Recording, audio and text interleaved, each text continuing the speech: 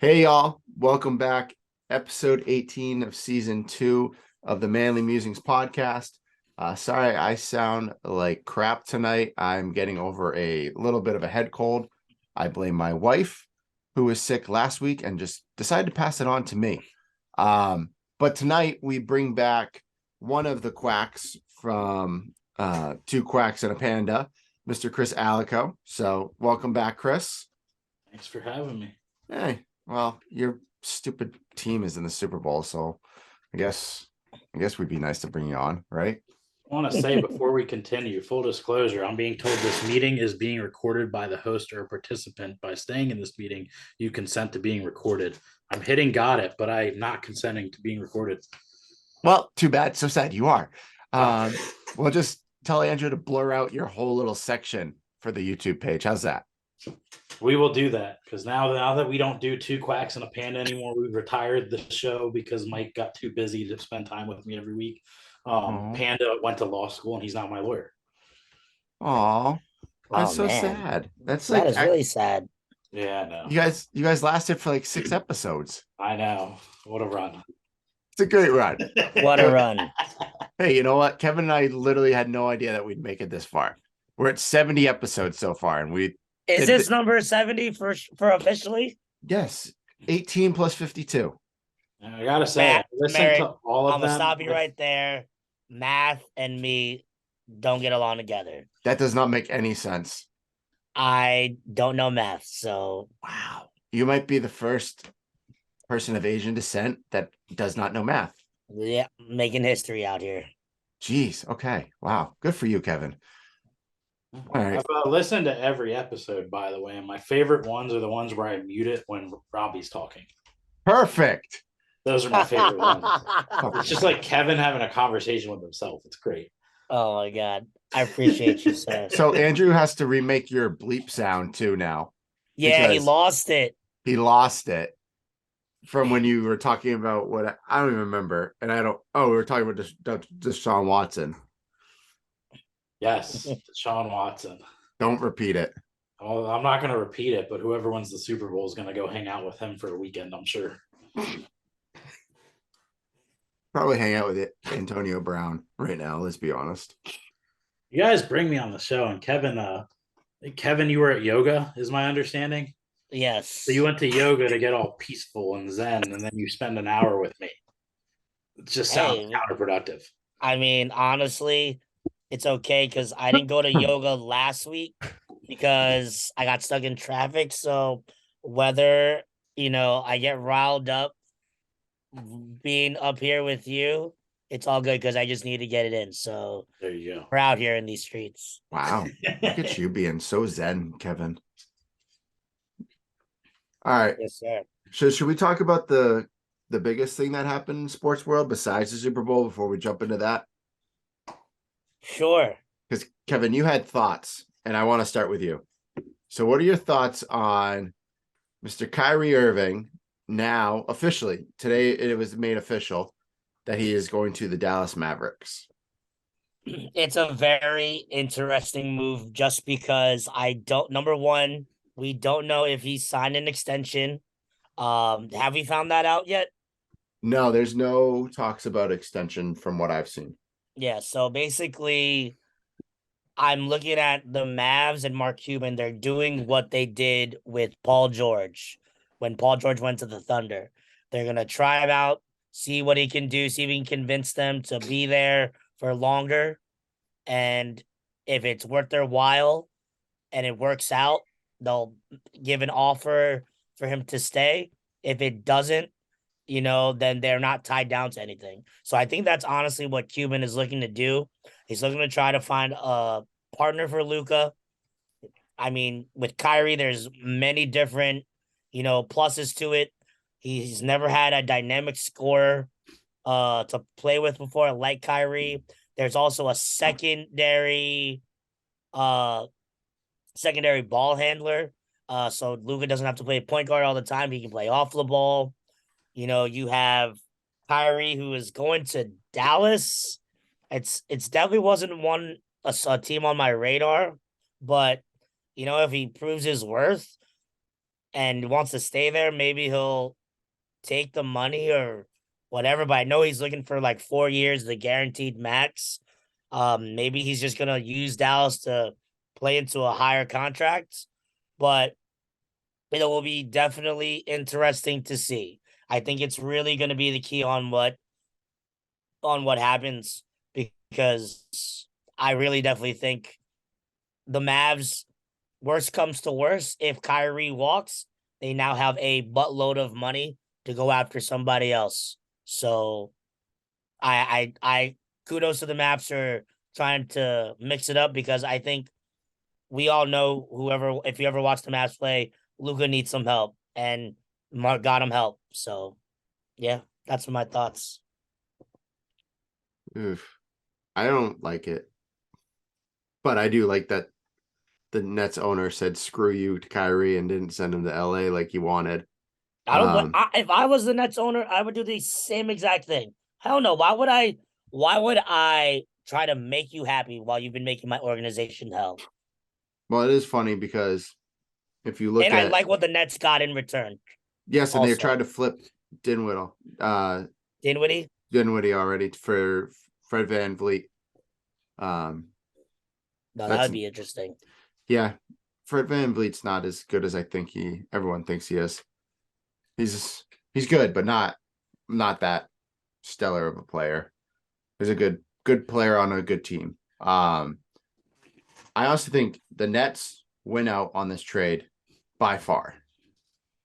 100%. Dallas takes a loss because you lose two decent players, you lose a couple of draft picks, and you potentially lose a guy at the end of the year unless you want to sign him to a massive extension, because apparently LA was going to offer Kyrie a 2-year, $80+ million deal guaranteed, and Kyrie didn't want it. He wants a 4-year, almost $200 million deal. Nah, I'm good. There shouldn't be a team out there that wants to actually pay that. But there's going to be.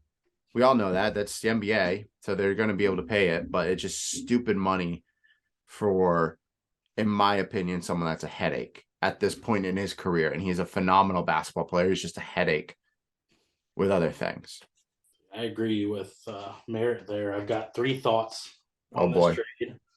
Number one, it's been so long since I watched the NBA. I said, oh my God, I'm going to get to see Kyrie play alongside Dirk.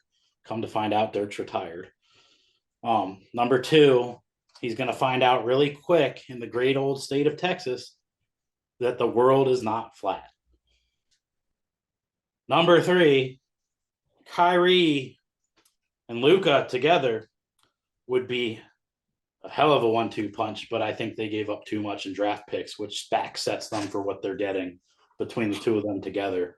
Losing a couple star players, losing some draft picks to build in the future, they would have been better off sticking with what they had and building through the draft. Yeah. It's also interesting because they had a lot of guys that are probably going to be up on with their contracts at the end of the year too. Yeah. So there's just going to be a decent free agency pool coming up. A lot of guys are coming out of their contracts. So there's an interesting mold there, but they just went, screw it. We'll take this guy.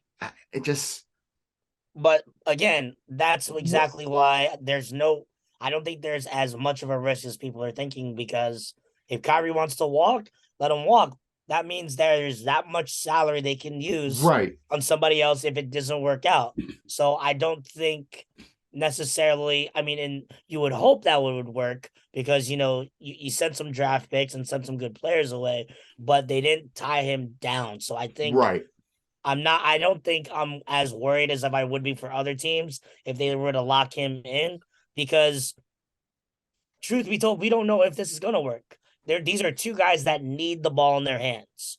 Luka has that ball in his hands nearly 40% of the time. And the question is Kyrie willing to defer to Luka? This is Luka's team. If he's willing to defer to Luka as this is his show, then, we might be on to something. But if Kyrie's in his ways that he's going to be the number one guy, then Dallas is going to be in trouble here. But I think Kyrie has learned long enough that when, biggest evidence when he left Cleveland for Boston, Kyrie's not a number one guy. He's a hell of a number two.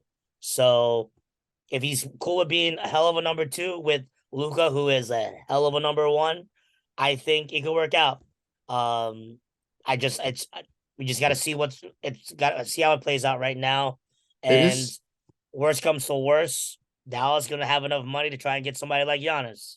it is also interesting because he goes from the number 4 team in the East, right, with the Nets, to now the number 6 team in the West with the Mavericks. True. How much better does Kyrie make the Mavericks? And how much better off are the Nets without Kyrie? Because now the Nets have to look at it as, all right, we got rid of our quote unquote headache for the past 3 years that we've had him, right?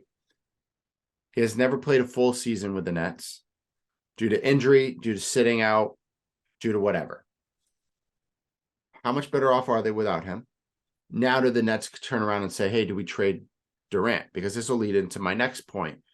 Next thing that popped up this week is the Suns made a huge offer for Kyrie. None of them, I guess nothing was included. DeAndre Ayton wasn't included, nor was Malik Bridges. Chris Paul was included, and Jay Crowder. Oh, Which, and a couple draft picks. Now, not big deal. We also forget that Morris, I think Markieff Morris or Marcus Morris, whichever one's on the Nets, went to Dallas too. So he's down there. That I think is a value add to Dallas as well, because he's a big guy who can play defense, shoots the three pretty well, and is just a crazy SOB. We all know that. The Morris twins are crazy people. But now the Suns are apparently projecting to go after Durant.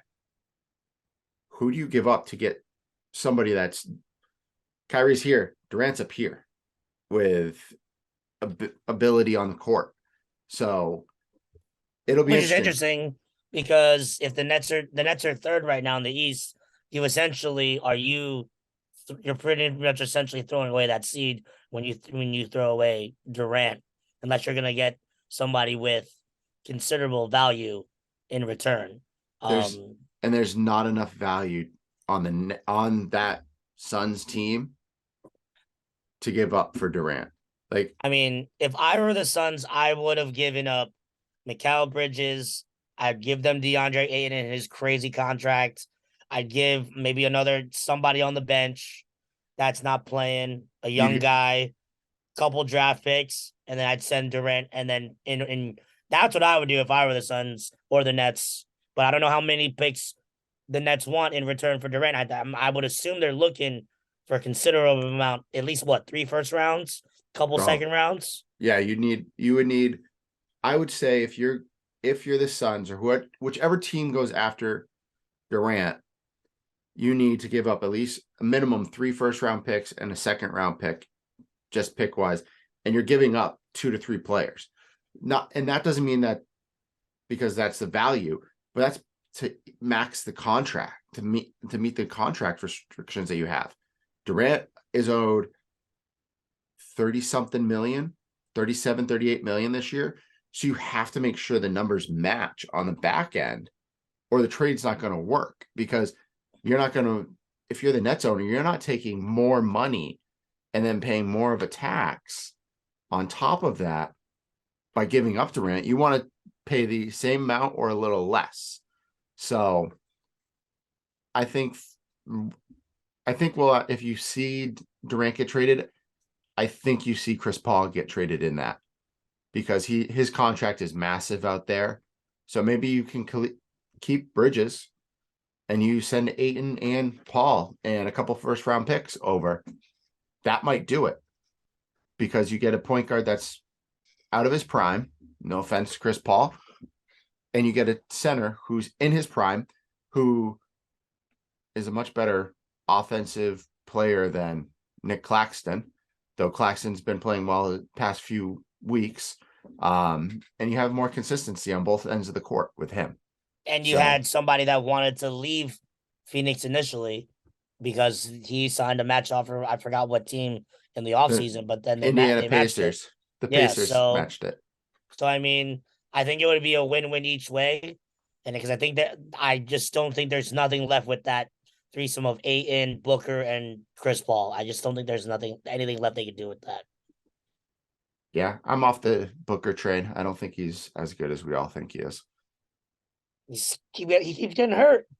Yep. If you're not on the, what are we going to do? He's not as good as we think he is. He gets hurt too much. It's the struggle. The struggle. Well, big news today. AJ Green, who I'd have to say is probably one of the best wide receivers in our generation that we got to see, has decided to retire after 12 years in the league. So hats off to him. Pretty good career. Never won much. I think he won 2 playoff games his whole career with the Bengals and Cardinals. So not much there.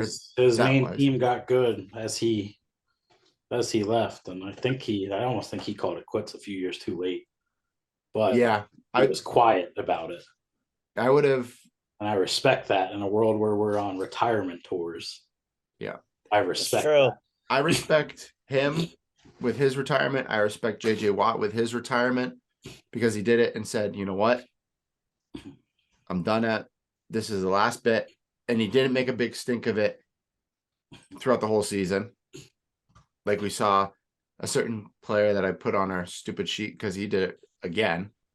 Are we talking about your old boy? Ugh, the scumbag. I'm waiting on Mr. Brady to turn into Brett Favre. We're gonna have him go to some team like the Jets when he ultimately comes back again. He's gonna send.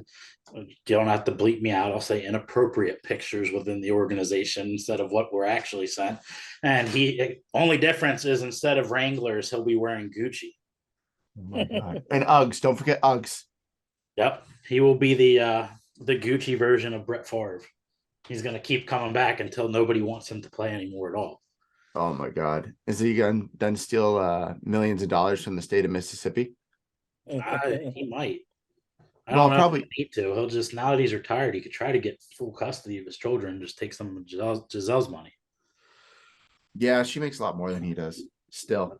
Yeah. Still. Well, so Tom Brady, apparently I made a bet with my buddy when he retired. I was like, oh, he was definitely going to get right into the TV gig. Next year, be right in it. No, I'm taking the fucking year off. It's just not coming in until 2024. So I have to pay my buddy $50. Asshole. That sucks. Like that to me kind of leads what Chris just said. He come March, he's gonna be like, did I do the right thing? I want to go play again. And some team will sign him. There's somebody out there. There's somebody out there who'll take him. I know they were. If the Raiders don't no trade interest for him, in San Francisco, but look at if Purdy's out all next year. I mean, when we get more into that side of football, I'll give my opinion on the San Francisco 49ers. But if Purdy's out all next year, Garoppolo could very well be gone. He's gone. Shanahan said there's no possibility of him coming back. So, I mean, who do they have? Trey Lance. And Trey Lance is a bust. Trey Lance he sucks. He's like Carson Wentz from the same school, but he's never going to have that great year. Yeah, Carson Wentz at least had 1 or 2 decent years. He had, and then towards a ACL. very good year that led Nick Foles to a Super Bowl, and then he's been subpar at best. Yeah, that's what happens when you come out of a small school that wins as much as they do. Well, it wasn't even that. I listened to Chris Long's podcast. Yeah, and they were talking about it when he tore his ACL. Chris Long said when he came back and started playing again, he goes, you could see it. He was scared of getting hit. He was scared of the injury again. He goes, and that changes guys. He goes, Carson, before that injury, dude is running, throwing it, slinging the ball. He goes, afterwards, it's been more cautious, more dip and dive. And I won't lie. I think Carson Wentz got the cheap end of the stick with Indianapolis. I thought he did fairly well there. Yeah. He did serviceable. He did what was put in front of him. And they did well. And then this year you bring in Matt Ryan, who sucks, who needs to retire. And you brought in a coach who is apparently the front runner to be the coach again, though he's never coached a game of football until this year. So just be the laughing stock. It's okay. But Tom Brady retires yet again. Hopefully he stays retired. Thank Christ. It's February 6th, Monday. We'll see what happens August 1st. You know he announced his retirement a year after he announced his retirement. I mean, he literally did it. He celebrated more retirement anniversaries than he did wedding anniversaries. It's just rumor. I don't know where I heard it. I might have just made it up right now, but it's rumor spread. Oh God, that's so true though. It is very true. Holy shit. Oh no, and then Robert Kraft came out and said that he's already talked to him and he wants to sign him to a 1-year deal once the new league year starts, which is what, March? Yes. March 3rd or something. Yep. Sign him to a 1-day deal so he can officially retire as a Patriot. So I saw that and I saw the comment responses trailing all of that he should retire a New York Giant and have Eli come shake his hand on the podium while he's giving his speech. Oh my God. Since Eli and the New York Giants are the owner of Tom Brady in the Super Bowl, apparently. Should Nick Foles be up there too? Yep. Out of all the quarterbacks he could have lost to in a Super Bowl, had to have been Eli Manning twice and Nick Foles, who is a serviceable backup, but that's all he is. Yeah, but he's made a shitload of money. Where is he at now? Was he in Chicago this year? Now he went to Indy at the end of the year. No, he was in Chicago though to start the year and then went to Indy. And then he was in Indianapolis to end the season. Who is this? Nick Foles. Yeah, that's crazy. Huh. All right, well, excuse me. There's no football update for West Virginia because no one cares at this point. West Virginia will win no more than 4 games for the next 5 years each year is my goal. Oh my God. Keeping Neil Brown was a major setback. I feel bad for the guy. He was not ready for the role he took. And Lions put him in a position to keep him on longer than he should, which ultimately gave him the dagger. And they kept confidence in him. I'm hoping I'm wrong, but the way college football works and that the recruiting pipelines and everything, the way the teams looked the last 3 years, and keeping that same coach on board, he was a hell of a recruiter starting out, terrible coach. You keep him on board and you're just going to start seeing decommitment after decommitment, transfer portal being utilized every other day. I don't think it speaks good things for West Virginia, unfortunately. Sadly, I think I agree with you 100%. I hope I'm wrong, but it's college football and a few bad years is all you need to ruin a team for 10. Well, let's be honest. You're Alabama. All 3 of us understand this one fact. If game 3 next year at home is a loss, he will be fired that Sunday. Yeah, should be. You cannot lose to Pitt back-to-back years, and you cannot lose to Pitt in Morgantown. No, I agree with that. I don't care. The 2 first games by 700 points combined. If he loses to Pitt, he should be out. We'll probably get blown out by Penn State, let's be honest, because it's Penn State. And then we play Dayton, so we should beat Dayton, hopefully. Is it Dayton or is it Duquesne? Dayton. Duquesne is the DU. Okay. Dayton is everybody kept saying Duquesne. So that's how I was so confused. Dayton is the D with it looks like slashes coming out because they're the Flyers. Yeah. So they're moving quickly. Yeah. It's Dayton. Okay. That's good to know. Yeah. And then men's basketball. They're putting out some numbers. They're dropping 93 and only allowing 66 against Oklahoma the other night. So they're putting together a little bit of a resume to potentially make a run to that tournament. They've got 8 games left. Yep. You know what? last week I said they were going to be crap. They've beaten Auburn. They've beaten ranked teams. Everyone they're going to play, besides I think 1 or 2 teams, is ranked. So maybe they find this magic where they beat every ranked team. I don't know.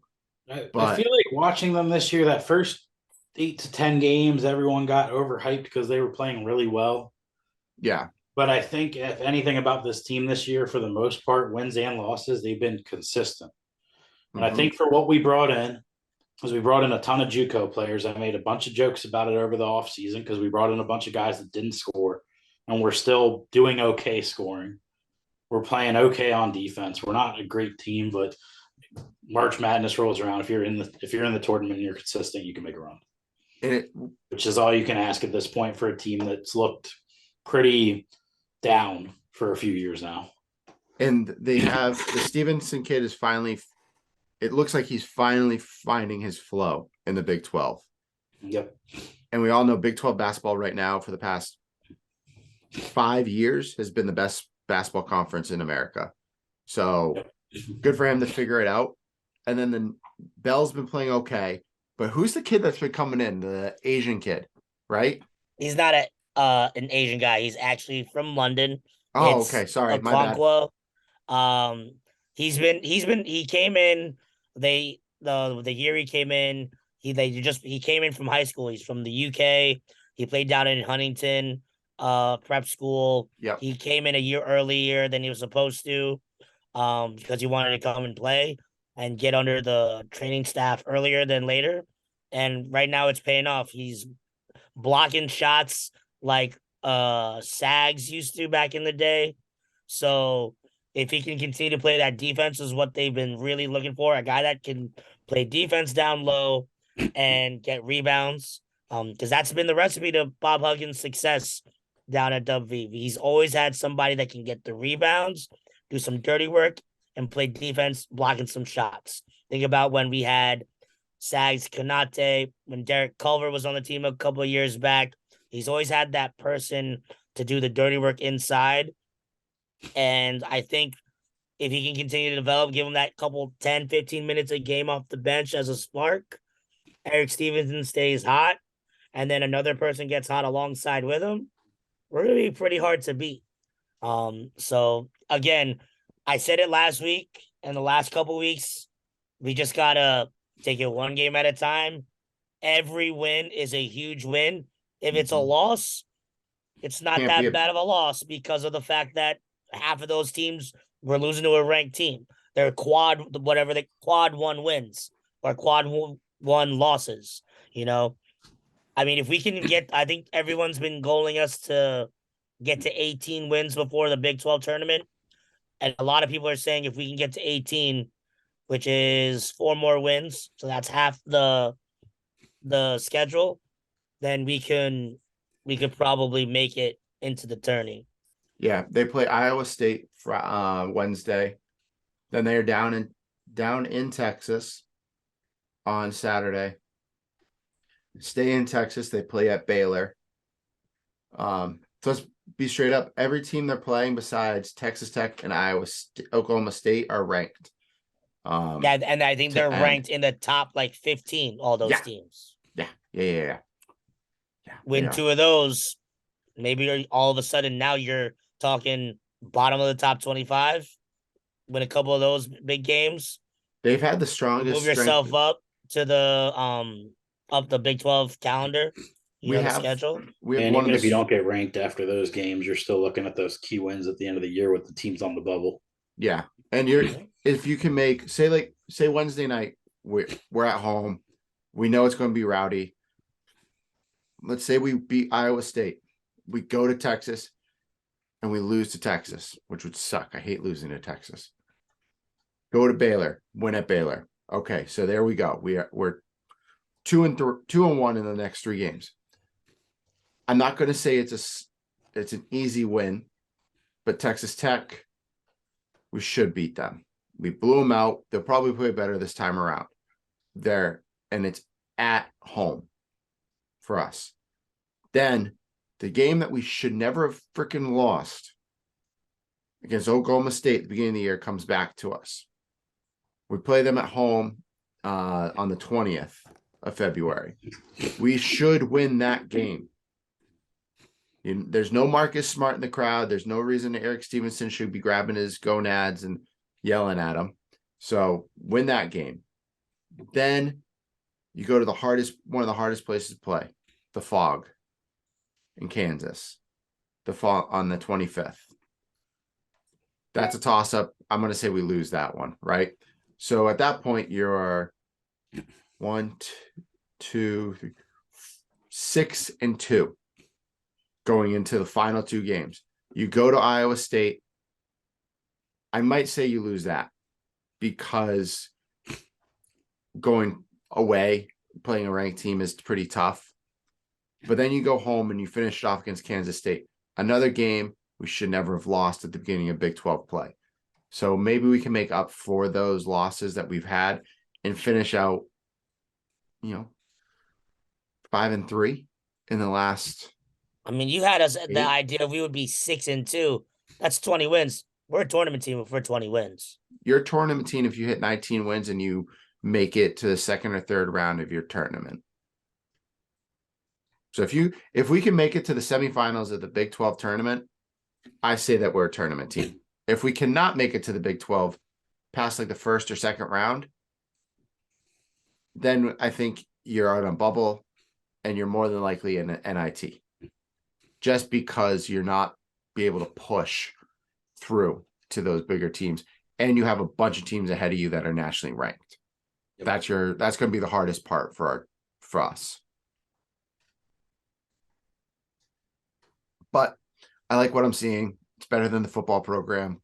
So we'll see. But we'll jump past that now. Kevin, I hate that team. Why are you wearing that jersey? To make you angry. Perfect. Who we got? Who we got tonight? It's just the U. So I think it's Greg Olson. I think he wore 85. Greg Olson wore 85?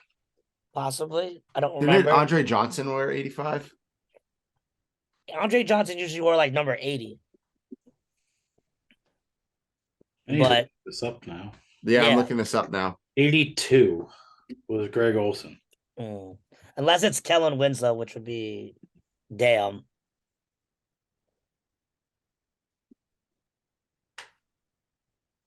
Let's see. But while they're looking it up, everyone who's watching the YouTube, so yeah, I'm rocking throwback Nike Miami Hurricanes jersey. I got it from a place where I usually get all my vintage wrestling tees and vintage jerseys. What year is that jersey? Year. Let me see. Now let me check the other tag.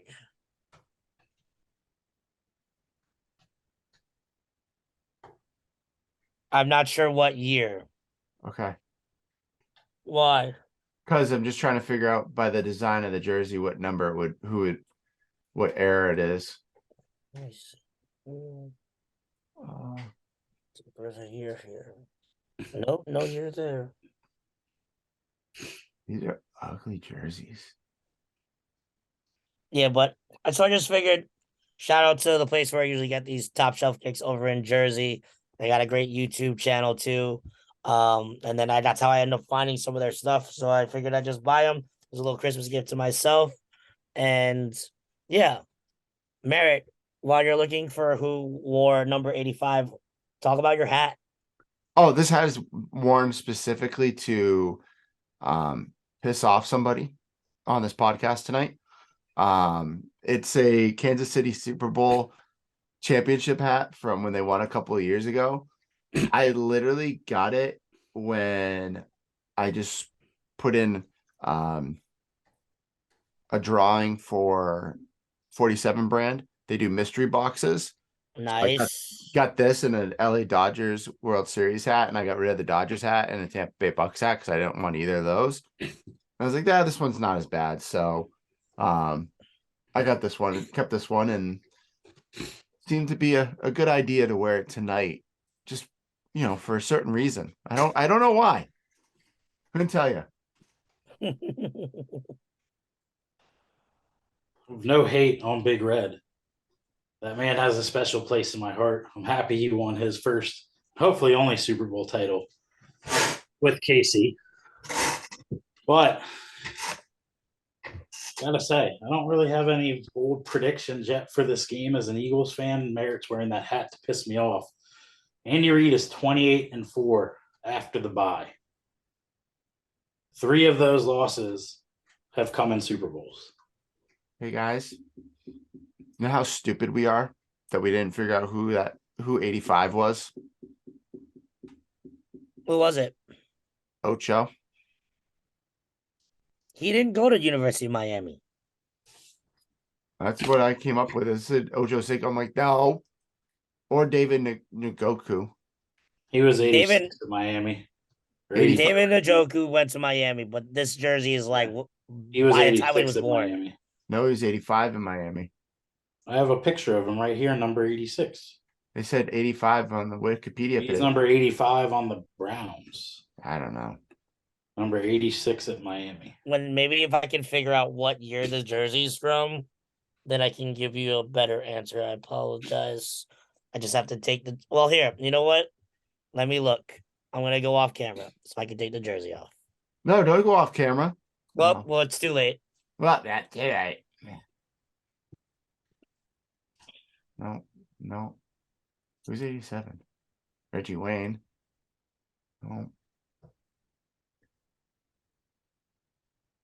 Ken Dorsey went to.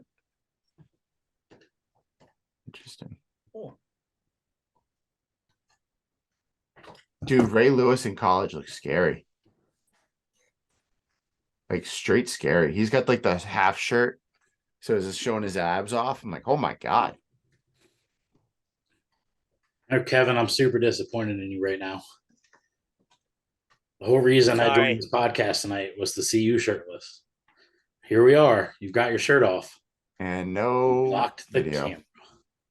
I'm so sorry. I don't. It wouldn't be good for our viewers. We'd have to get censored. Oh, hope everyone understands. We're going completely off script tonight. So I would say, Merritt, you would check between 2001 and 2004 because this was when this jersey was around. Okay. Ugh.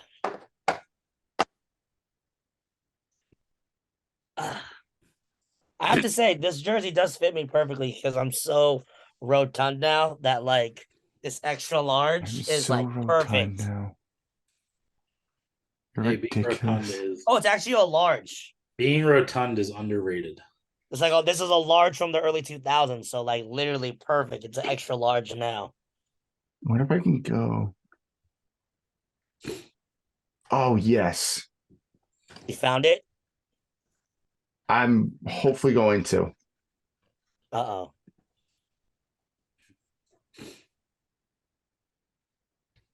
Well, Meredith's Michael looking. Stewart Okay. was 2000 to 2001. Okay. 2001. Whatever the hell to- that is. Yeah, he was from Rhode Island. Good for him. Sounds like a NASCAR driver, not a football Really player. does. Michael Stewart. Tony Stewart? Ennis Any relation? Crafton, Okay. who was a tight end. So one's a wide receiver, one's a tight end. That's 2001, 2002, 2002 to 2003.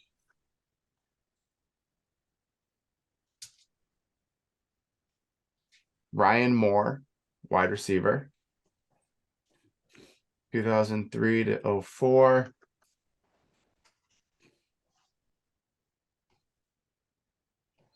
Ryan Moore again. Mm. And then we'll do 2004 to 2005.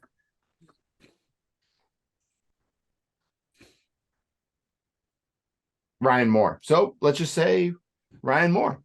I find we're looking up like, who wore that jersey from a time frame where NIL was not a thing. They Yeah. might have honestly just been selling the number 85 because it was popular for no reason other than it was the number 85. I feel like that's always been a popular football number. True. Probably. Is that when like also I'm trying to think back to like the 80s when Miami was like super big. Was this like the year where they got like one of their first like championships? Maybe 85. I don't even know. Mm, All right, well, let's get back to this shit. Jesus. Sorry, yeah, we're totally We just all do this. distracted. Okay. So before we jump into the Super Bowl, let's talk about the newly invented or reimagined Pro Bowl. I want to get your guys' thoughts on everything from what started last Thursday and finished up yesterday. So I want to get your guys' thoughts before we move on. So Chris, since you are the avid football person here, thoughts on the Pro Bowl if we watched any of it or not? So I'll be honest, I did not watch it, but I do have an understanding that they've changed it more from a game to like they do the skills competitions, right? Is that what they're They did a lot of skills. So like they still do dodgeball. I guess they did a long shot for a driving range, which is weird. But then they have like skills competitions. They do like a catch competition, and then they had a flag football. They had 3 flag football games. So I didn't watch, but I've been saying it for a while. I mean, the Pro Bowl used to be a lot of fun to watch. Don't get me wrong. I remember one year before Sean Taylor passed away when he absolutely destroyed a punter on a fake punt. Oh my god, I remember Loved that. it. But I've been saying it for years now as I've gotten older. The Pro Bowl is probably one of the dumbest things the NFL ever did. And they luckily didn't see a lot of terrible things happen in it. But you're putting your top tier guys, and before it was guys that were in the Super Bowl because they played it after. Right. You're putting your top tier guys out on a field and letting them hit each other and risking them not being able to play the next year because they tore an ACL or they break their leg. Or it just, to me, I kept thinking about it, and I'm like, what's the point in putting these guys out there and putting them in harm's way? They're already out there right now, 17 games a season plus playoffs. It was fun to watch before, but it just doesn't make sense. It seems great until all of a sudden your team, who was 1 game away from the Super Bowl, is now down their star quarterback for a year because he played in a game that doesn't matter. What's it? Does it? I can't remember. Does the winner technically get home field advantage for the Super Bowl, or do they not even do that anymore? No, the only league I think that still holds that is baseball. No, Yeah, I thought so that I thought baseball stopped that. Did they? Yeah, I maybe thought they they stopped did. that a couple of years ago. Yeah, I think baseball switched over to the higher seed. Baseball was always more fun when it was like that because you actually put real good pitchers in at the end to try to get the strikeouts. Yeah, but I just don't. I haven't seen the point of it for a while. Like it's. I think what they're doing now, it's gonna lose some viewers. I think maybe the younger generation's kids will watch it more, and then that's all they'll know growing up. So it might gain back viewers. I think it was losing viewers to begin with, but I mean, along with the changes in the league rules to make the game itself safer, because it is outside of maybe like rugby, where you don't wear pads and destroy each other. It's one of the most dangerous sports in the world. It's meant to be violent. Mm-hmm. I haven't seen a point in putting guys out there for a Pro Bowl display of players to risk them getting hurt. And there's a reason that your top tier athletes, your top quarterbacks, your top running backs, some of the wide receivers were saying, I'm sitting out. I'll let the next guy out play. Now, on the other side, for the guys that weren't, they were on that Pro Bowl alternate list, but they weren't the starting receiver. Maybe they're up for a contract year. That game potentially could have showed another team like maybe this guy's worth taking a look at, but with how much they downplayed it at that point with changing the rules, and they can only do very basic coverages, no blitzing. Offense had to have basic schemes. I mean, you're not really showing much at that level. Yeah, and they went away from that this year. This year they announced that, like, I'm pretty sure right before the start of the season that the Pro Bowl was going to be more of a skills competition and flag football, because that's a growing sport across the nation now, is flag football. I won't lie, I played it up until I moved to New York, and it was a lot more fun than a lot of other sports I've played in my life. But it was a very weird format. It was like, I can understand why they did it, because there's a bunch of people, it's Vegas, there's a bunch of people there enjoying it. But like, they played 3 games of flag football, but in between every game there was a skills competition. It was just odd way to run it, I think. But it was fun. You know, I didn't like that it was all the same players on each team. So like the quarterbacks changed each game for each team, but the rest of the team stayed the same. So I'm like, you have a bunch of players. I think every game there needs to be a new lineup in each game, so that everyone's playing, everyone's involved. Yeah, you're not going to put a big 350-pound defensive lineman out there, but he's part of the skills competition. He already knows that he's not going to be playing this. But like you have other skills players, like put them in there. But also just the Manning brothers, like they actually made it fun to be a part, like to watch. They were enjoyable. You know, they were annoying when they play the game, but outside of that, I would have to say that they're pretty fun to watch now. So yeah, and I think a lot of the stuff they're doing too is just changes and things that they can make big changes, because you got to think football just over the last 10 years, the changes they made to make it more safe. Every 10 years, I can only imagine the amount of kids that are being allowed to play football is increasing, maybe not at a drastic rate, but 50 years from now, I could see that it's going to be a lot less kids going to college to play ball, which means there's a lot less talent for the NFL. I mean, I don't think the NFL is ever going to disappear, but you got to change things now to keep interest in it. Because at some point, there's going to be, I guarantee you, there will be people that are good enough to play in the NFL and they're never going to figure it out because their parents are going to say, you're not playing that sport. I'm not going to let you risk your life. well, I think you're going to see the continued evolution of flag football. Yep. I think that's what you're going to come to. I think it's going to go from being the football that we all grew up with watching to getting into a sport that is truly at the basis of it much less violent, but also at the same time, if you're watching it and you're a part of it, is still or even more fun than what's on the field majority of the time. Yep. Because it's not about like watching a guy barrel through people. It's about watching a dude. I have a buddy that's 6'8" who can dip and get his knee this close to the ground and still keep his momentum going forward to score a touchdown. Yeah. It is awesome to watch these guys do that. I've thankfully been a part of it and watched them and seen really good players and seen people that honestly should be in the NFL. I've played against former West Virginia players and talking to them, they're like, oh yeah, bro, I went and played overseas. I played up in Canada because this is more fun playing this than playing at anything else that I've ever played. Yeah. And that comes from a D1 athlete. So I think we're going to get to that point because like you said, Chris, there's less and less kids that want to play football every year, mainly because parents are going to sit there and say, it's too violent. I don't want to have my son or daughter, because girls are allowed to play. No one's discriminating against that, but they don't want to have that issue come up. So I'm saying you got things like Hamlin with the Bills, a freak accident. Yep. But how many parents looked at the TV during that game and they saw guy get hit, guy goes into cardiac arrest? Too many. Freak accident. He got hit at a that split second where that could happen, and it happened to happen. But people see that, and it's my kid's not playing football now. Yep. Kevin, what are your thoughts?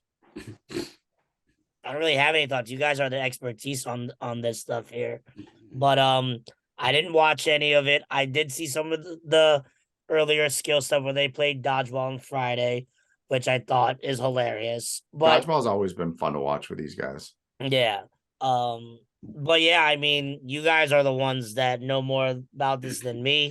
I let y'all handle this. No, don't get me wrong. I love the sport. I played the sport. I only played through high school, but I've watched the sport probably at least something about the sport almost every day of my life since I was a kid. Mm-hmm.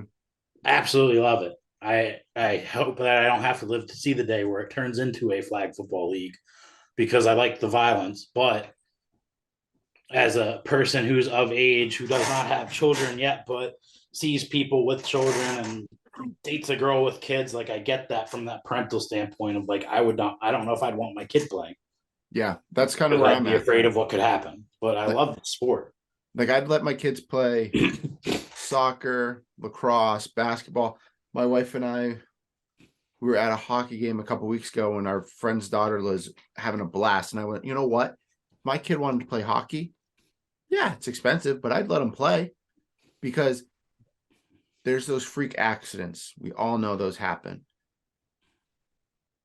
But I feel almost more comfortable with them being on ice with skates and boards than watching my kid get pummeled on a football field.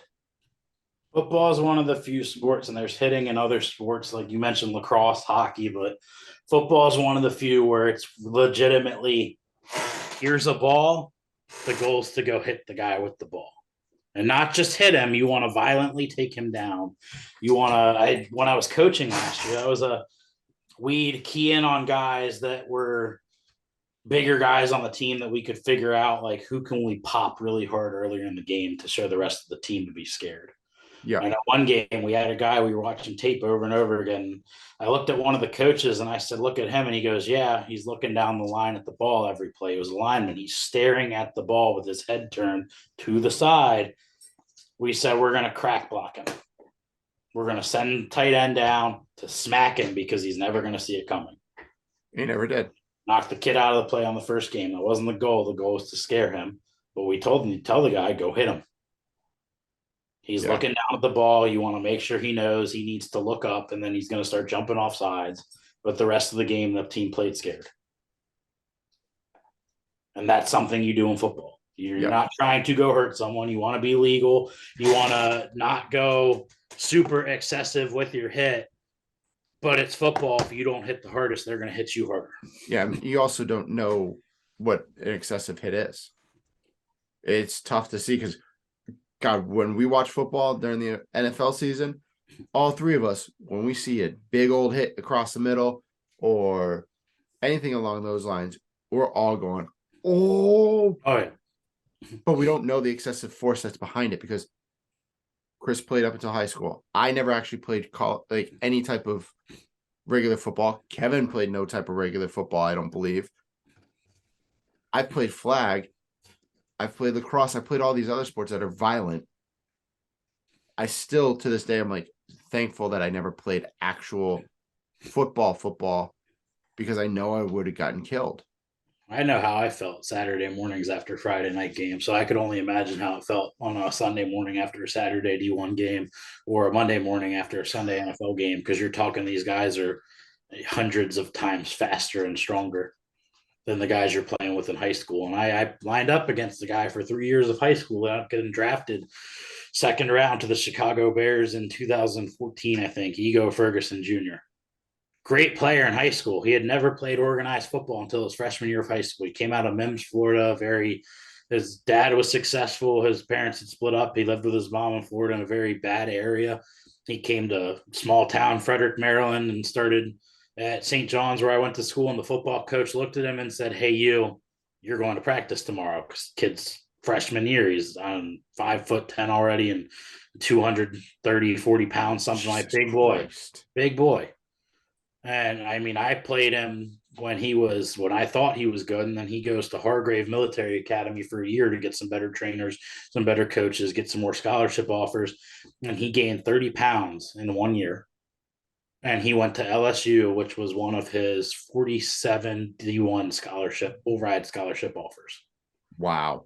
And he played at LSU for 2 years and then went to the draft, went to the Bears in the second round. He only lasted about 5 years in the NFL, which is pretty solid. He dealt with injuries.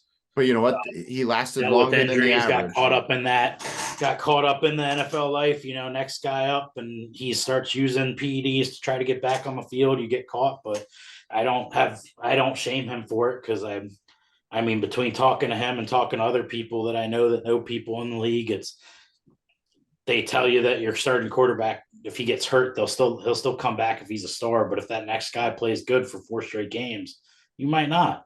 You might not take your spot back. Doesn't matter who you are.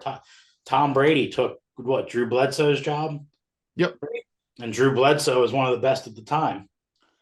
But And Tom then- Brady comes in when he's on an injury and he runs through and turns into one of the greatest, if not the greatest quarterback the league's ever seen. Yep. And then you also can use this year's example, and we'll jump into it because Super Bowl is literally 6 days away now. Use the example of Brock Purdy. Great example. Mr. Irrelevant in the past draft should never have touched the football field. We never see Mr. Irrelevance do anything. It's always just a wasted pick. Became, I think he was fourth man on the roster to start the year or start training camp. Yep. Moved up to third. Good for him. Yeah, we're probably not going to do anything. Trey Lance is 1. Jimmy's number 2 at that point because San Francisco couldn't trade him and they restructured his contract so he could play. Trey gets hurt in the first 2 games, right? Yep. 2 or 3 games. I think it was the second game. And we all know at this point, Trey Lance is not a good It's not going to be the forever quarterback there. I think we all already figured this out. Yep. Jimmy steps in. Jimmy, let's be honest, did pretty damn well for his time at starter. Did what he needed to do. He gets hurt. Brock Purdy, Mr. Irrelevant. No one has any idea where the hell this kid came to school from. Steps on the field and won every game until he gets his arm basically destroyed in the NFC Championship game. And I think if he doesn't get hurt, that's a much different game. 100%. We might be talking about the 49ers in the Super Bowl. You never know. But so I'm not saying it wouldn't be a different game without him. I agree that injury is huge because it puts Josh Johnson in. And then you put Purdy back in, who couldn't even move his arm because he's basically got he's got to get Tommy John surgery now. I had my opinions on the 49ers coming into that game. I had the Eagles as I think they had them as I want to say it was a 2.5 or 3-point favorite. Yeah, they were 2.5 favorite because they don't. I had them as 13.5. I did the alternate spread. Okay. I bet $20 on the alternate spread before the game started. So when their winning streak started, they beat the Chargers, who did not win their division and who blew a 27-point lead to the Jacksonville Jaguars. They beat the Cardinals, and everyone knew at the beginning of the year Arizona wouldn't be playing in Arizona in the Super Bowl. They beat the Saints. The Eagles hold the 10th overall pick from the Saints that we traded to them for. They beat the Dolphins, who were severely overrated. They beat the Bucs, who were 8-9 and snuck into the playoffs because they played in a very bad NFC South. Mm-hmm. They beat the Seahawks, who I love Geno, overrated. They beat the Washington Commanders. They gave up 34 points to the Raiders and had to go to overtime to win. And then they beat the Cardinals again. They beat the Seahawks in the playoffs, who had no real business being there, but they were the second best team and happened to sneak in on the wild card. And then they put up 19 points against the Cowboys when they had 2 possessions off turnovers that they did not score off of where they started inside the 25 with Purdy starting. Good team, 12-game win streak, impressive. Don't get me wrong. Winning 12 games in the NFL, that was hard enough in general. Winning 12 games straight, even harder. But I'm looking at a team that beat 3 winning teams in a 12-game stretch. They lost to the Bears. They lost to the Broncos. They lost to the Falcons. The only real offense they played all year was the Chiefs, and they gave up 44 points. The defense was good. It was so injured. Purdy throughout being the out whole definitely year. helped. The Eagles still put up 21 points on that defense with ease in the first half. Yeah. And that defense is the number 1 defense in the league. We had 126 passing yards that game and put up 31 points. You also got away with rushing touchdowns against the number 1 rushing defense in the league, and 3 of them were in the first half. You also got away with the biggest blown catch ever. That's the sport. Oh my God. Until they showed it after the play, I don't think there was a single person in America that thought it wasn't a catch. And then when they showed the one angle right away, I said, Smith, Devonta played that well. Yeah. He right away, he's telling them, go to the huddle, go to the huddle, go to the. Because he knew he dropped played it well because he knew he didn't catch it. But that's the sport. Every other angle you see it from where the ref saw it. I don't think that was one of those, the NFL's rig type plays. I think the ref thought it was a catch. He called what he should have because it's what it looked like on the field. Oh, 100%. The Eagles took advantage of it. When you watch that, you're going, what the hell? And then all of a sudden, 2 minutes later, you're going, no. And that's my other thing that comes into play with the 49ers. Shanahan is one of the most overrated coaches in the NFL. Should have challenged that. There's no way that team upstairs did not see that. And if you had any gut feeling that it wasn't caught on that 4th and 3, because it was a 4th and 3, that gives you the ball back.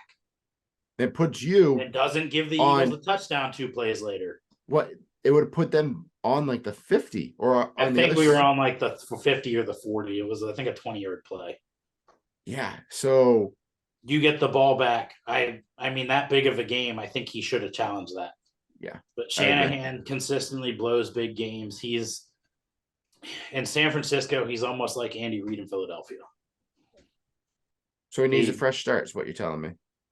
I think Purdy is decent. I don't think he'll ever be more than a backup for Mr. Irrelevant. He had a hell of a year. I hope the guy recovers. I hope he has a very successful career. I think he played in a very quarterback-friendly offense, which I feel is almost the same with Philly. I love Jalen Hurts. Don't get me wrong. We can talk about him in a little bit. But I feel like a lot of quarterbacks outside of Gardner Minshew could do well in that offense. But I never bought into the 49ers hype. I figured we'd win by at least 2 scores that game.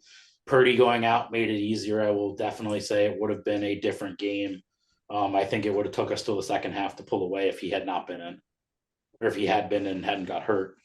Yeah. All that firepower on offense, the defense, the names they have on defense, and the fact that most of their wins were close or against very bad teams. I never bought into that hype for the 49ers. Nice. But. Cool. Well, let's talk about the 2 teams that are in the Super Bowl. We'll start off with not Alico's team because I don't want to. I hate them. God. I don't even know. Like, have you guys both seen the meme where it's the map of the United States? It's like the teams that everyone wants to watch want to win the Super Bowl. Pennsylvania is the Eagles. Missouri is Kansas City. Everyone else, meteor shower or meteor, like whatever, something else. I'm like, yeah, I'm in that category. If they could both lose, it'd be amazing. I'd love it, but it won't happen. So let's talk about the Chiefs. Let's see our thoughts. Kevin, you've been quiet for a while because Chris and I just keep yapping. So you get to go first. So what are your thoughts after the AFC Championship game? Now we're 6 days away from the game, the Super Bowl itself. What are your thoughts?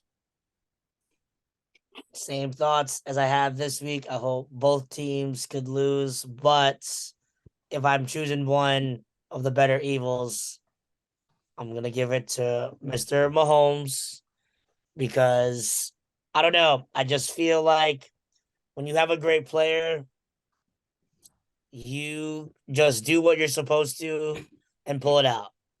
He only has 1 ring. I think he wants 1 more. I think it's going to be a hell of a close game. Final score 28-24 Chiefs.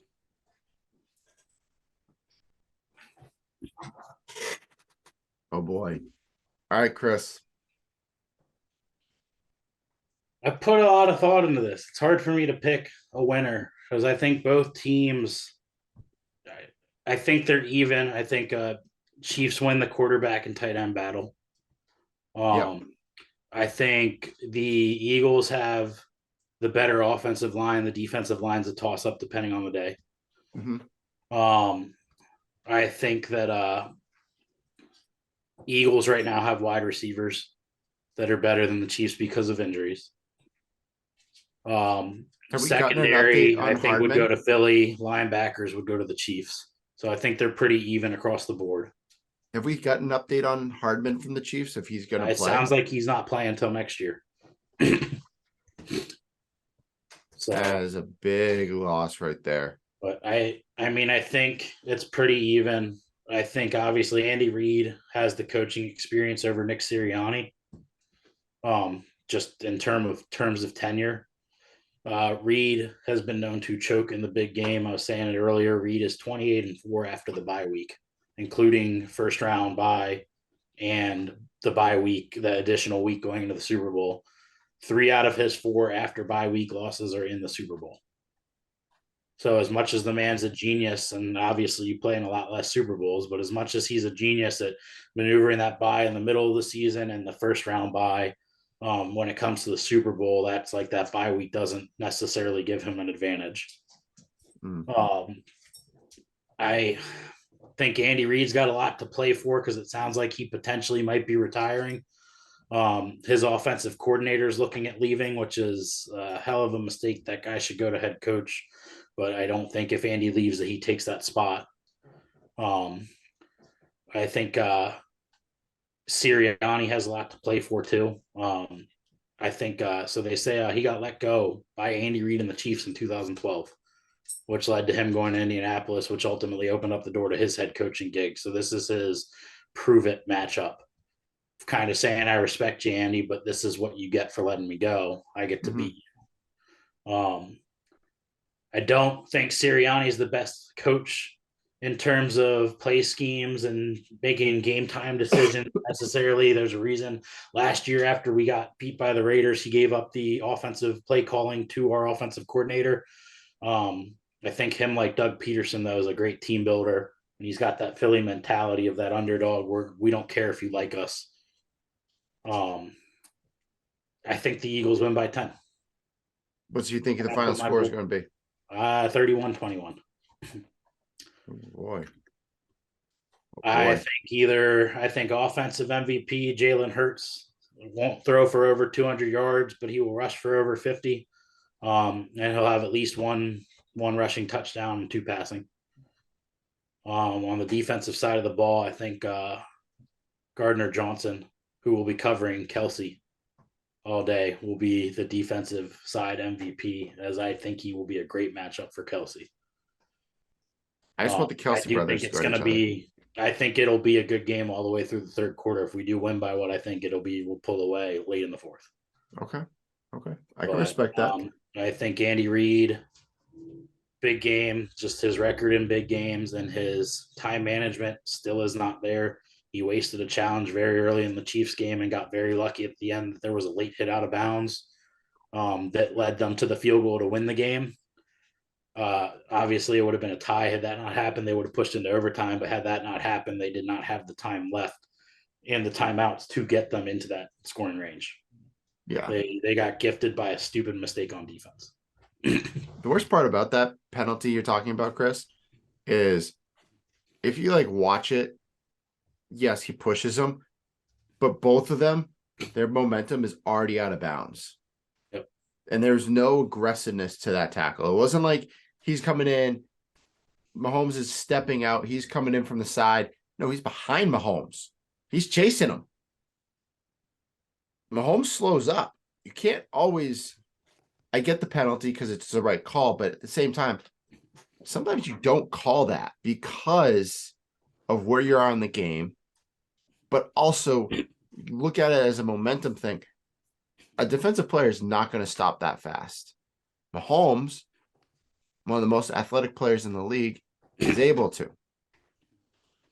So I think that was part of it. To the Super Bowl, though, like Kevin already said, I would love for both teams to lose. It'd be fantastic. It'd be the greatest thing in the damn world. I've kind of gone back and forth. Chiefs or Eagles. I'm in the same boat with you, Chris. Wide receivers, the Eagles win that one hands down. If Hardman was playing, I think it'd be an even matchup on that end. Fair. I think. Granted, I don't even know if it would be that close. I It- still think the Eagles would have the better matchup I think they still if he have. was healthy. I think they With have a better Hardman, it's matchup. definitely closer. It's closer with I'll give Hardman you though. that, but I do Yes, think closer, but I still think AJ the Brown Eagles and still Devontae edge it. Smith alone are Oh yeah, one of the they're best duos in the league right now. they're steps above what they have, what the Chiefs have. Now, if they had Hardman and they still had good old Tyreek Hill, Then then I'd Oh, be that's a talking whole that different okay, story. there's way more of a competition there, and the Chiefs potentially have a little edge. yeah, but with Hardman, that gives them a little bit more of an edge to be closer to what the Eagles have on the for wideouts. I don't think they have that, but the play calling is great for that scheme. I give the running back matchup to the Chiefs mainly because all three of them that come in there can run the ball and can line up as wide routes. Fair. Boston Scott, Miles Sanders are phenomenal running backs for the Eagles offense. Boston Scott is a bruising motherfucker. We all know it. Love watching him play. Giant killer. 12 of his 15 touchdowns in his career against the New York Giants. And then Fun fact. Miles Sanders is a very good back out of the backfield. But I give it to the Chiefs just because they have a three-headed monster. And they could have a four-headed monster if their other guy was healthy. I agree. Tight end, easily. Kelsey is right now the best tight end in the NFL. Yep. Hands down. Quarterback, Patrick Mahomes is so far ahead of Jalen Hurts. Jalen Hurts is the poor man's version of Mahomes. I think that's a good comparison. I think that's- early on in his career for now, I think Yeah. I was not a huge fan of Hurts coming into the season, but I will tell you through the season, as he's proved me wrong over and over and over again, the guy is definitely not the best quarterback in the league, but dude is a dog and he is a leader. I like him. I like him as a person too, because what he does off the Alabama field. made a mistake letting him go. And now they're trying to claim him as one of their players because he's in the Super Bowl.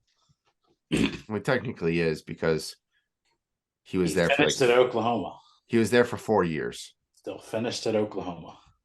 You let him, you benched him for Tua and you let him go. That's stupid. Why would you? Tua sucks. I hate Tua. Offensive line, 100% Eagles. Any offensive line with Kelsey on it wins.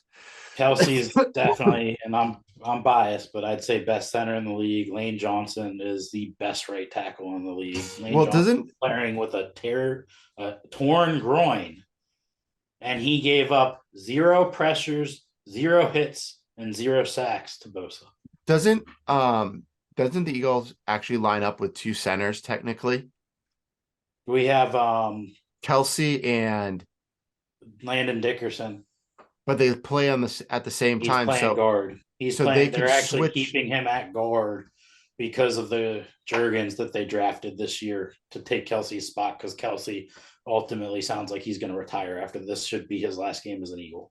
But like the NFL in general, it sounds like both of them. Hurts could technically switch up who he wants because both can play either position very well. Yep. So I give that to the offensive side. Defensively, toss up on the D line. It depends on what D line you're getting. Let's be honest. The game against the Bengals for the Chiefs, you went up against a mismatched, Band-Aid ridden offensive line, and Chris Jones finally looked like Chris Jones and getting sacks. And it's not going to happen come Sunday. I specifically wanted to play the Bengals over the Chiefs because I knew that we would destroy Joe Burrow. Well, you're not. Sorry. He would have been running for his life all game. It would have looked like last year against the Rams. Oh, that's been so sad. Now it's going to actually have to be a hard-earned win. Linebackers, Chiefs get it. The backfield, though, the corners, the safeties, hands down, Eagles take it all day. Especially when I think 3 of those guys on the Chiefs are rookies. Yep. So those guys are going to really need to step up, and they're going against two of the best wide receivers in the league at this point. I'm going to go with the Chiefs pull it out by the smallest of margins. And it's going to be a 30-28 victory. And the only reason for that is that there's going to be one screw up. I think it's going to come down to a safety. I think someone screws up that big in the Super Bowl. And I hope it's a great game. I don't know if I'll actually watch the game because of the teams that are in it, but it'll be interesting for sure. But I'll probably watch it for the next part of this, what I have listed here for the halftime show. Hoping for a good game regardless. I obviously have my team that I would pick all day. Well, it could potentially for me be a very life-changing moment because I've spent the last 10 years of my life hating Howie Roseman for his terrible draft picks, most recently passing up on Justin Jefferson for Jalen Reagor. Yeah, I know. Nobody listening knows who he is. We all know who either, he and is. I watched him play for 3 years. But looking at it now and looking into things that I didn't realize before, just 10 out of 11 of the Eagles starters on offense were drafted by Howie Roseman. Yeah. The defense has some drafted, and he picked up some players. Hassan Reddick, who Detroit was ready to walk away from, and from what we gave him, we got him for a steal, which means no one either he really wanted to play in Philly or no one else was going after him, and he should have been the defensive player of the year. Mm-hmm. I think he's proved that the whole playoffs as he did through the season. He got snubbed. He doesn't care. He wants the Super Bowl. We got Bradbury from New York. New York didn't want him anymore for a reason. He came in and he showed New York they should have kept him. Gardner Johnson from New Orleans. They were referring to him as essentially locker room cancer, and they gave him up cheap. And he's turning into somebody that should get a big payday. He had 6 interceptions and he missed 5 games. He led the league. He was tied, I think, with 3 other players to lead the league for interceptions, and he was the only one that missed that many games. Jesus. So in my mind, he's the interception king for the year because he was tied for first and he missed 5 games. So and that technically gives you that edge. But this team is just Eagles are, if they win this year, they're doing a new model that I think some NFL teams are going to start following because we've shifted from the Bill Cowers and the Belichicks of the world that wanted complete control of the team. And I mean, you still got like Andy Reid and some other guys around that have that complete control and are doing well. But if the Eagles win this year, in 5 years, they've won 2 Super Bowls, both with coaches in their second year and both with coaches that had very little control over the whole operation. Oh, so you mean the third year they're going to let him go, right? They'll let him go by the 4th year. He'll have a bad year after the Super Bowl, and then they'll let him go and bring somebody green in again. But the second Doug Peterson wanted too much control, and I kept saying this, and Doug Peterson's I think he's a hell of a coach. What he did in Jacksonville this year is insane. Turn them around from a 2 or 3 win team, and Urban Meyer creating that super toxic culture into a 9-8 team that not only made the playoffs but got a home game. Yep. Right. And pushed Kansas City to a certain point in that game. I thought that they were going to pull it. I thought Jacksonville had a chance to pull it out, and they did for a while until the end. But Doug Peterson is a hell of a coach. He's, like I said, him and Sirianni have certain traits that match up. They're guys that people didn't want. They're underdogs. They're team builders. They know how to treat players right and how to get players to buy into the team they want. And at the NFL level, with how good these players are, you don't need guys that can call plays better than everybody else in the league. You need guys that are good enough to call plays, but you need guys on the field that know what they're doing. Yep. And guys that buy into a system, because then you have those cornerbacks and those linebackers and the running backs and the wide receivers that are essentially telling the coaches what to call because they care about their team and they see what's on the field. And your wide receiver is going to say, they're doubling me over here all day. Give the ball to the other guy. If you can build that culture, you're gonna win. If you don't build that culture, you do the opposite, and you got the number one receiver, the coach calling the bad plays, and the number one receiver is going to say, I'm sitting out if you don't give me the ball. But the Eagles have figured out something with these coaches. Sirianni, when that first press conference, stuttering, repeating himself. Everybody was they were laughing him out of the league before he even coached the game as a head coach. Well, he's done pretty I damn still don't well. think I don't think he's a top 10 coach. I think he built a great team and has a bunch of good players. I don't feel upset that he wasn't a coach of the year candidate, minus the fact that he beat Doug Peterson and absolutely destroyed the ball twice. But I do think he had a better team than both of them. So, I mean, but he's a good guy in a spot that can lead that team and keep that talent on the same page, because that's a lot of teams that have the guys that we have this year. They fall off track because they have too many me guys and not a coach that can't control it. Well, now let's talk about the fun part of the Super Bowl, because let's be honest, 2 out of 3 of us don't really care about the results. Rihanna will be our halftime performer, as we all known for quite some time. I won't lie, I am extremely excited to see her back up there performing on one of the grandest stages of of the world for the Super Bowl. What about you guys? What are your thoughts? It'll be good. I just hope she brings, like, I look at a thing like the Super Bowl. You guys just got to bring out the bangers. Don't try to promote your new album. Bring out the bangers that everybody loves. It'll make everybody happy. Don't try to complicate things. Definitely agree with that. I hope she just comes out and starts killing it. I've been very well behaved this show, but I just need to ask, what's the over under on how many nip slips? I'm going to go with 0. I'm going to go 0. Setting it at 0. I'm sitting at 0. That stuff don't pass no more since what, 2004 with Janet Jackson just going whoop. Yeah.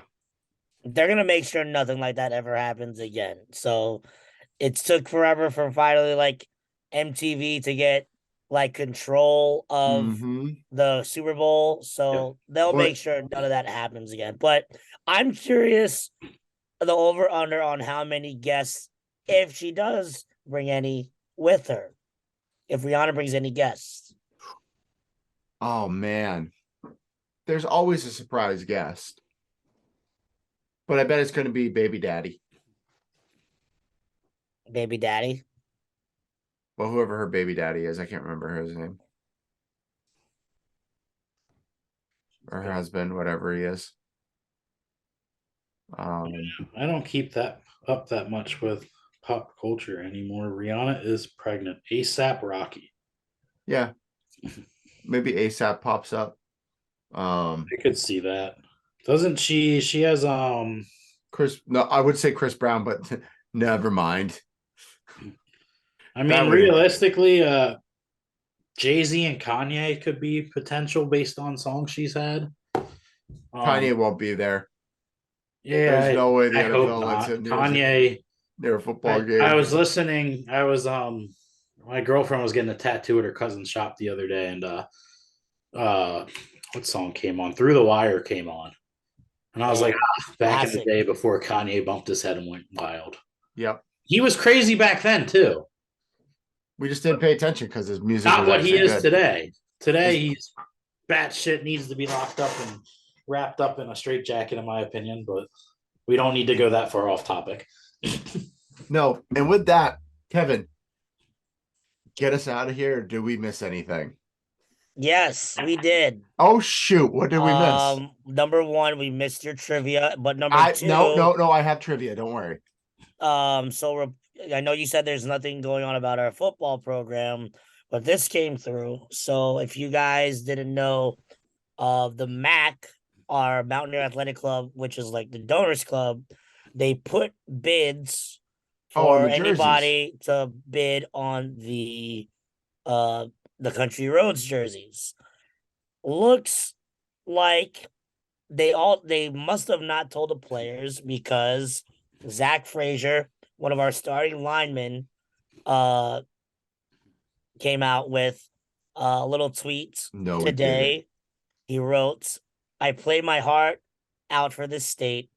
I'm sick right now. I would have paid way more than $600 for my own uniform. I wish I would have known. I'll pay double to whoever bought it. Please reach out. You've got to be So- kidding me. They decided to sell the game-worn jerseys of our players without telling our players. That is so messed up. Like, That you're is telling me you s- couldn't find any extra jerseys or get with Nike that they could just like maybe get some extra sent their way or and have them sign it or a game issued jersey. I cannot believe that you would not tell your players that they were doing that. I know you're trying to raise money, you're trying to do the right thing, get some money in for your team, but how do you miss on that? How do you miss on that? And for someone like Zach Frazier, who possibly has a chance of getting out of our school and and going to being the a hell of a NFL. draft pick and making it, that's a miss. That's a very big miss. Can we Yeah. stop ruining relationships with not just our alumni, but now with our current players? Because, like, let's be honest, we have the biggest name in sports right now who's not an NFL player, covering a bunch of NFL games, bunch of college games. He was at the Pro Bowl, and he does nothing on his podcast or his show that's West Virginia related. That's Pat McAfee. Let's not screw shit up even more. Yep. Like, I'm sorry. Y'all ain't getting money from me. You screwed this up. Yep. Like, come on. I always saw that come up on the Twitter feed. I could not believe they did that. That's a huge. Why would you not? I'm just surprised. Why would you not just give those jerseys to the players? Like, that's their jersey. Like, their jersey. Yeah, that's like, if they I can't believe it. if they came up to Sills and told him, "Oh, we bid your jersey out," and someone bought it, dude, he would kill somebody. His dad would sit there and be like, yeah, no. That's ours. That's already framed. That's already put up in the house." Like, these guys killed for this stuff. Like, they literally fought to have these jerseys. Yep. And, like, that according to the athletic department, according to everyone that's involved, that's going to be a jersey that's going to be on sale in the near future for everyone to have. So why do this? I mean, and it's things like this that's just gonna step us farther and farther behind the line. You can't do that. You gotta think about some of these decisions. And in my opinion, whoever thought about this fundraiser, they should have picked. I mean, if they want to give out some game jerseys, if you want to, from your walk-ons that had some, I get it. But you didn't even think about to take a look at some of your starting players that are bleeding and sweating, trying to put this team and make them respectable right now. The fact that you like had the audacity to keep not to put that number up for a bid, that sucks. That sucks a lot. Yep. All right. Well, I guess with that, I'll just go to our trivia question because now I just feel pissed off. What artist had the most watched Super Bowl halftime show to date? The date. To date. It's a good question. I know, it's a really good one. Was it last year? No. No. Okay. But I'll tell you this, it's been in the past 10 years. I was gonna say, I would think it would have been Beyonce, right? Okay, I have a second guess since it's not. The person that I think it was it when Prince performed? And honestly, I don't know. All right, Rolling Stones. I mean, I'm looking at the shows. If Kevin, this don't is look at this. accurate, as this is accurate, and I'm not looking at rankings, I'm literally looking at shows in the last 10 years.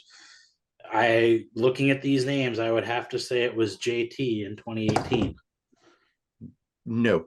Whoa. wow. That's impressive. 2015. Katy Perry and Missy Elliott. Really? Mm-hmm. That was a good show. I'll give That- them that. That got us left shark. Remember, the left shark or right shark not knowing the dance moves. So there's that, and it's also I remember that one. That was a good That show. That was a good one, yeah. That was when Katy Perry came out on like that huge ass lion, right? Yeah. Yeah. That was an underratedly good show because you gave a little bit of everything. Yep. All right, Kevin, get us out of here so I can go to bed. All right, cool. So literally just on time. Chris needs to be off here at 9:30. Oh my God, this has been a long episode. Shout out to Chris for joining us. The last half of the Quacks of the Panda. So we appreciate your greatness, your expertise. So thank you. I enjoyed listening to your football expertise for someone who hasn't played the game of football and doesn't really know as much. I appreciate the knowledge you drop. That's why you guys didn't hear me for the whole second half of the episode, because sometimes it's just good to just sit back and listen to the best do what they do. So, Chris, do you want to point out any social media handles for people to follow you at? I'm pretty much off social media. I just got to say, don't follow that Merritt Peasley guy. Okay, I no problem. I lived with him. It's not worth it. All right, no worries. So It wasn't. It definitely wasn't. for those that are watching on our YouTube page, make sure you go ahead and subscribe to it. It is at the Manly Musings Podcast. Make sure you listen to us on all platforms. We're on Apple Podcasts, Spotify, Google Play, and Amazon Play. Where you want to follow Merritt at his Instagram at Merritt_P. You can follow me at my Instagram at KQuavas624. Follow the podcast Instagram at the Manly Musings Pod. And enjoy your Super Bowl weekend. Eat a lot, drink a lot, do y'all. Peace.